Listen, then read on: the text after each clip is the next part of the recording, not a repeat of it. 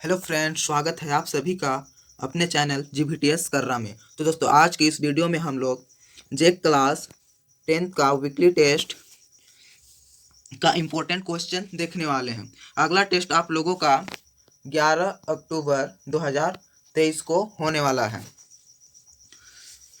और उस दिन आप लोगों का हिंदी का टेस्ट है। तो इस वीडियो में हम लोग हिंदी का वेरी वेरी इंपॉर्टेंट क्वेश्चन देखने वाले हैं। तो वीडियो को स्किप मत कीजिएगा, शुरू से लेकर अंत तक वीडियो में बने रहिएगा। और अब वीडियो देख लेने के बाद अपने सभी दोस्तों के पास वीडियो को ज़रूर शेयर कर दीजिएगा ताकि उनको भी इस वीडियो के माध्यम से लाभ हो सके। तो देखिए, आप लोगों का विषय है हिंदी। समय आपका रहेगा 1 घंटा 30 मिनट, यानी कि 1.5 घंटा समय आपको मिलने वाला है। कक्षा 10, फुल मार्क्स आपका रहेगा 40 नंबर, यानी कि टोटल आपका 40 नंबर का एग्जाम होगा। आपको पता ही होगा कि आपका 10 ऑब्जेक्टिव पूछा जाता है, जो कि एक क्वेश्चन आपका 2 नंबर का होता है। टोटल आपका ऑब्जेक्टिव 20 नंबर का होता है और आपका सब्जेक्टिव टोटल 20 नंबर का होता है। टोटल 40 नंबर का होता है। तो इस वीडियो में हम लोग ऑब्जेक्टिव का 15 ऑब्जेक्टिव देखेंगे और सब्जेक्टिव 6 देखने वाले हैं। आपको 10 ऑब्जेक्टिव पूछा जाएगा, लेकिन हम लोग 15 ऑब्जेक्टिव इसमें करने वाले हैं। तो चलिए वीडियो को शुरू करते हैं। तो देखिए, पहला प्रश्न कहता है, कविता में झोपड़ी में कमल खिलने का क्या आशय है। तो इसमें झोपड़ी में कमल खिलने का क्या आशय है आपको बताना है। और ये क्वेश्चन जो है आपका, यह दंतुरित मुस्कान की क्वेश्चन है। तो देखिए, पहला ऑप्शन कहता है झोपड़ी में फूल खिलना, पैसे कमाना, अमीर होना, गरीबी में आनंद। तो इसका आंसर हो जाएगा आपका एक का ऑप्शन नंबर का, झोपड़ी में फूल खिलना। बढ़ते हैं नेक्स्ट क्वेश्चन की ओर। Question number 2। देखिए, पहला नंबर का आपका क्वेश्चन कहता है, कविता में झोपड़ी कमल खिलने का क्या आशा है। और ये क्वेश्चन जो है आपका, यह दंतुरित मुस्कान पाठ से लिया गया है। देखिए, का ऑप्शन का कहता है, झोपड़ी में फूल खिलना, पैसे कमाना, ग अमीर होना, घ गरीबी में आनंद। तो आपका आंसर हो जाएगा एक का ऑप्शन नंबर घ, गरीबी में आनंद। बढ़ते हैं नेक्स्ट क्वेश्चन की ओर। Question number 2। 2 नंबर का प्रश्न कहता है आपका, कवि को एकटक कौन निहार रहा है। तो कवि को एकटक कौन निहार रहा है आपको बताना है। देखिए, पहला कहता है लड़की, किसान, शिशु, मेहमान। अगर आप लोग यह दंतुरित मुस्कान पढ़ लिए हैं तो आपको पता ही होगा कि कवि को एकटक यानी कि कौन निहार रहा है। तो एकटक कौन निहार रहा है, तो इसका आंसर हो जाएगा ऑप्शन नंबर ग, शिशु। कवि को एकटक शिशु निहार रहा है। बढ़ते हैं नेक्स्ट क्वेश्चन की ओर। Question number 3। देखिए 3 नंबर का प्रश्न कहता है, बच्चे की मुस्कान में किसे पिघलाने की शक्ति है। तो बच्चे की मुस्कान में किसे पिघलाने की शक्ति है आपको बताना है। देखिए, क कहता है बर्फ, क्रोध, कठोर व्यक्ति का मन, और घ कहता है पत्थर। तो आपका आंसर जो हो जाएगा ऑप्शन नंबर ग, कठोर व्यक्ति का मन बच्चे की मुस्कान में पिघालने की शक्ति होती है। बढ़ते हैं नेक्स्ट क्वेश्चन को। Question number 4। देखिए, 4 नंबर का प्रश्न कहता है, किसकी मुस्कान इतनी मनमोहक है कि यह मुद्दे में भी जान डाल सकती है। तो आपका आंसर हो जाएगा ऑप्शन नंबर क, नन्हे शिशु की। बढ़ते हैं नेक्स्ट क्वेश्चन की ओर। Question number 5। देखिए, 5 नंबर का क्वेश्चन कहता है आपका, बच्चे की मुस्कान मुद्दे में जान डाल देती है, इसका क्या अर्थ है। तो इसका अर्थ आपको बताना है। क कहता है बीमार व्यक्ति को ठीक कर देती है, मुर्दे को जीवित कर देती है, हताश व्यक्ति में आशा का संचार करती है, इनमें से कोई नहीं। तो आपका आंसर हो जाएगा 5 का ऑप्शन नंबर ग, हताश व्यक्ति में आशा का संचार करती है। बढ़ते हैं नेक्स्ट क्वेश्चन की ओर। Question number 6।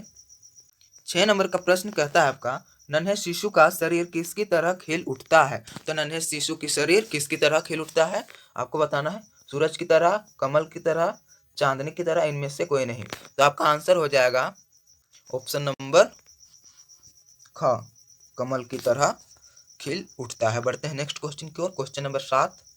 7 नंबर का प्रश्न कहता है आपका, नन्हा शिशु किसकी ओर अपलक देख रहा था। तो किसकी ओर एकदम देख रहा था। जो बच्चा था, छोटा सा बच्चा, वो कवि की ओर देखा का देखा रह गया। तो आपका आंसर हो जाएगा 7 का ऑप्शन नंबर क। कवि को शिशु अपलक देख रहा था। अपलक मतलब पलक को झपक भी नहीं रहा है, एकदम देखा है, वो देख ही रह गया है। बढ़ते हैं नेक्स्ट क्वेश्चन की ओर। Question number 8। 8 नंबर का प्रश्न कहता है, देखिए यार, ये कविता फसल में किसकी महिमा पर प्रकाश डाला गया है। ये आपका फसल चैप्टर से लिया गया है, ये फसल पाठ से है। तो कविता फसल में किसकी महिमा पर प्रकाश डाला गया है। तो 8 नंबर का आपका आंसर हो जाएगा ऑप्शन नंबर घ, फसलों की। पढ़ते हैं नेक्स्ट क्वेश्चन की ओर। Question number 9। तो 9 नंबर का प्रश्न कहता है, देखिए, मिट्टी का गुणधर्म किसे कहा गया है। तो मिट्टी का गुणधर्म किसे कहा गया है। जल को, फसल को, हवा को, धूप को। तो इसका आंसर हो जाएगा आपका 9 का ऑप्शन नंबर ख, फसल। फसल मिट्टी का गुणधर्म है। तो मिट्टी का गुणधर्म फसल को कहा गया है। बढ़ते हैं नेक्स्ट क्वेश्चन की ओर। Question number 10। 10 नंबर का प्रश्न कहता है आपका, देखिए, वायु का योगदान किन्हें बड़ा करने में होता है। तो वायु का योगदान किन्हें बड़ा करने में होता है। देखिए, क कहता है बच्चों को, ख फसलों को, ग कहता है पेड़ों को, घ जानवरों को। तो आपका आंसर हो जाएगा ऑप्शन नंबर ख, फसलों को। बढ़ते हैं नेक्स्ट क्वेश्चन की ओर। क्वेश्चन नंबर 11 की ओर। तो 11 नंबर का प्रश्न कहता है, देखिए, आपका फसलों में किसकी मेहनत छिपी है। तो फसलों में किसकी मेहनत छिपी हुई है। ऑप्शन नंबर आपका ख राइट आंसर हो जाएगा। ख नहीं बल्कि क, किसानों की। फसलों में किसानों की मेहनत छिपी हुई है। बढ़ते हैं नेक्स्ट क्वेश्चन की ओर। Question number 12। देखिए, 12 नंबर का प्रश्न कहता है आपका, कवि के अनुसार फसलें किनका बदला हुआ रूप है। तो कवि के अनुसार आपको बताना है कि फसल किनका बदला हुआ रूप है। क्या कहता है, बीजों का, ख खनिज लवणों का, ग पौधों का, घ सूर्य की किरणों का। तो आपका आंसर हो जाएगा 12 नंबर का ऑप्शन नंबर घ, सूर्य की किरणों का फसलें बदला हुआ रूप है। बढ़ते हैं नेक्स्ट क्वेश्चन की ओर। Question number 13। देखिए, 13 नंबर का प्रश्न कहता है आपका, फसलें किसके अमृत भरे प्रभाव से सिंचकर पुष्ट हुई है। तो फसलें किससे अमृत भरे प्रभाव में सिंचकर पुष्ट हुई है। तो आपका आंसर हो जाएगा ऑप्शन नंबर ग, नदियों के अमृत भरे प्रभाव से सिंचकर पुष्ट हुई है। बढ़ते हैं नेक्स्ट क्वेश्चन की ओर। Question number 14। देखिए, 14 नंबर का प्रश्न कहता है आपका, शिशु की प्रथम गुरु कौन होती है। तो शिशु की प्रथम गुरु कौन होती है, आपको बताना है। क नंबर कहता है बहन, ख नंबर कहता है नानी, और ग नंबर कहता है माँ, और घ नंबर कहता है इनमें से कोई नहीं। तो आपका आंसर हो जाएगा ऑप्शन नंबर ग, माँ। शिशु की प्रथम गुरु माँ होती है। माँ ही एक ऐसी गुरु होती है जो कि आपको चलना सिखाता है, बोलना सिखाता है। सबसे पहले वही आपको सारा चीज सिखाती है। माँ ही एक ऐसी है जो कि सारा चीज हमें सबसे पहले सिखाती है। गुरु आपका बाद होता है, तो सबसे प्रथम गुरु माँ ही होती है। तो चलिए अब हम लोग देखेंगे अगला। मैं 15 क्वेश्चन बोला था, लेकिन हम लोग इसमें 14 प्रश्न ही करेंगे। ऑब्जेक्टिव में 14 प्रश्न ही देखेंगे। अब हम लोग सब्जेक्टिव का प्रश्न देखेंगे। कवि के अनुसार फसल क्या है। तो कवि के अनुसार फसल क्या है, आपको बताना है।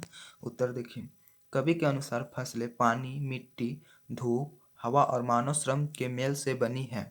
अर्थात फसल की एक की मेहनत का फल नहीं है, बल्कि इसे साकार रूप प्रदान करने के लिए इन सभी का योगदान आवश्यक है। याद कर लीजिएगा, ये कवि के अनुसार फसल क्या है, बहुत ही इंपॉर्टेंट क्वेश्चन है। ये आपका बोर्ड एग्जाम 2024 के लिए भी इम्पोर्टेंट है, इसलिए आप लोग जरूर याद कर लीजिएगा। देखिए, 2 नंबर का प्रश्न कहता है आपका, कविता में फसल उपजाने के लिए आवश्यक तत्वों की बात कही गई है, वे आवश्यक तत्व कौन कौन से हैं। तो आपको बताना है कि फसल उपजाने के लिए कौन कौन से तत्वों की बात की गई है, उसको आपको बताना है। देखिए, उत्तर कहता है, प्रस्तुत कविता में कवि ने फसल उपजाने के लिए मानव परिश्रम, पानी, मिट्टी, सूरज की किरणों तथा हवा जैसे तत्व को आवश्यक बताया है। याद कर लीजिएगा। बढ़ते हैं नेक्स्ट क्वेश्चन की। क्वेश्चन नंबर 3 नंबर का आपका प्रश्न कहता है, देखिए, फसल को हाथों के स्पर्श की गरिमा और महिमा कहकर कवि क्या व्यक्त करना चाहता है। तो फसलों को हाथों के स्पर्श की गरिमा और महिमा कहकर कवि क्या व्यक्त करना चाहते हैं, उनको आपको बताना है। तो देखिए, उत्तर, फसल के लिए भले ही पानी, मिट्टी, सूरज की किरणें तथा हवा जैसे तत्वों की आवश्यकता है, परंतु किसानों के परिश्रम के बिना ये सभी साधन व्यर्थ है। जब तक किसान परिश्रम नहीं करेंगे तो ये सभी व्यर्थ हैं। यदि किसान अपने परिश्रम एवं बुद्धि के द्वारा उचित रूप से इनका उपयोग करेगा तब ये साधन सार्थक होंगे। अतः यह किसान के श्रम की गरिमा है, जिसके कारण फसलें इतने अधिक बढ़ती चली जाती है और इसकी महिमा बढ़ती है। देखिए, फसल कविता साइट से पहला प्रश्न, ये फसल साइट का आपका पहला प्रश्न है। देखिए, कहता है, बच्चे की दंतुरित मुस्कान का कवि के मन पर क्या प्रभाव पड़ता है। तो आंसर देख लीजिए। दंतुरित का अर्थ है बच्चे के पहले बार दांत निकलना। बच्चों की दंतुरित मुस्कान बड़ी मोहक होती है। बच्चे की दंतुरित मुस्कान कवि के मन पर अत्यंत गहरा प्रभाव पड़ता है। इस मुस्कान के प्रभाव से बांस और बबूल जैसे कठोर प्रकृति वाले कवि को लगा कि उसके आसपास से शेफालिका के फूल झरने लगे हैं। कवि को बच्चे की मुस्कान बहुत मनमोहक लगती है, जो कि उसके मृत शरीर में प्राण डाल देती है। उस मुस्कान से प्रभावित संन्यास धारण कर चुका कवि पुनः गृहस्थ आश्रम में लौट आया है। याद कर लीजिएगा, यह भी बहुत इंपॉर्टेंट प्रश्न है। बढ़ते हैं नेक्स्ट क्वेश्चन की ओर। 2 नंबर का प्रश्न कहता है, बच्चे की मुस्कान और एक बड़े व्यक्ति की मुस्कान में क्या अंतर है। आपको बताना है कि बच्चे की मुस्कान और बड़े की मुस्कान में क्या अंतर है, आपको अंतर बताना है।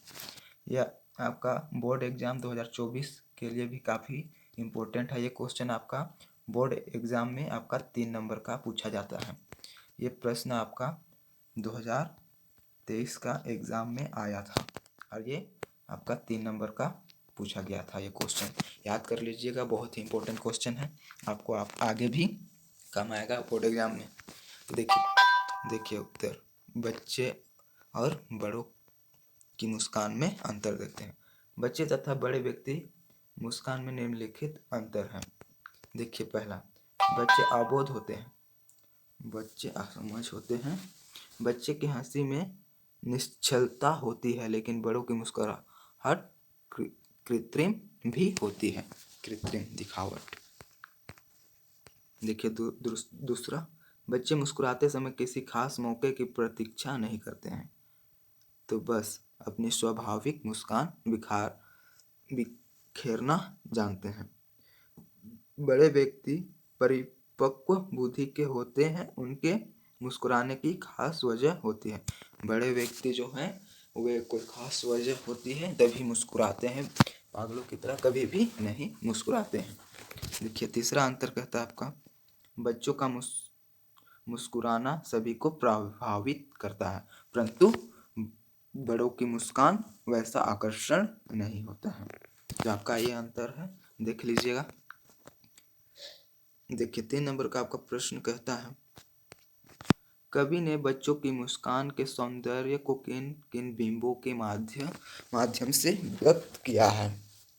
देखिए, आपका आंसर हो जाएगा, ये आपका 5 नंबर का प्रश्न है, या 5 नंबर में आएगा। देखिए, कवि नागार्जुन ने बच्चे की मुस्कान के सौंदर्य को जिन बिंबों के माध्यम से व्यक्त किया है वे निम्नलिखित हैं।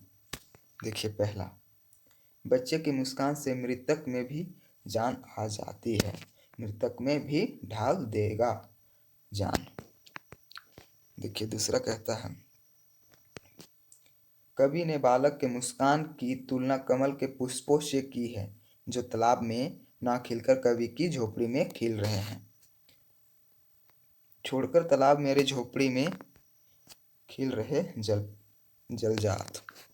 देखिए, तीसरा अंतर कहता है, बच्चे की मुस्कान से प्रभावित होकर पाषाण पत्थर भी पिघलकर जल बन जाएगा, पिघलकर जल बन गया होगा कठिन पाषाण। देखिए, 4 नंबर कहता है, कभी बच्चे की मुस्कान की तुलना शेफालिका के फूल से करता है। शेफालिका एक फूल का नाम है। झरने लग पड़े शेफालिका के फूल। 5वां, बच्चा जब तिरछी नजरों से देखकर मुस्कुराता है, कवि को लगता है कि वह उनके प्रति स्नेह प्रकट कर रहा है। देखते तुम इधर कनखी मार और होती जबकि आंखें चार, तब तुम्हारी दंतुरित मुस्कान। तो चलिए वीडियो को यहीं पे अंत करते हैं, फिर मिलते हैं अगले वीडियो में। वीडियो अगर आपको पसंद आया हो तो वीडियो को लाइक कर दीजिएगा, और चैनल पे नए हैं तो चैनल को सब्सक्राइब करते हुए चलिएगा, और बेल आइकन को ऑल पे सेट कर दीजिएगा, ताकि जब भी मैं वीडियो अपलोड करूँ तो सबसे पहले नोटिफिकेशन आपके पास पहुँचे। चलिए वीडियो को यहीं पे अंत करते हैं, फिर मिलते हैं अगले वीडियो में।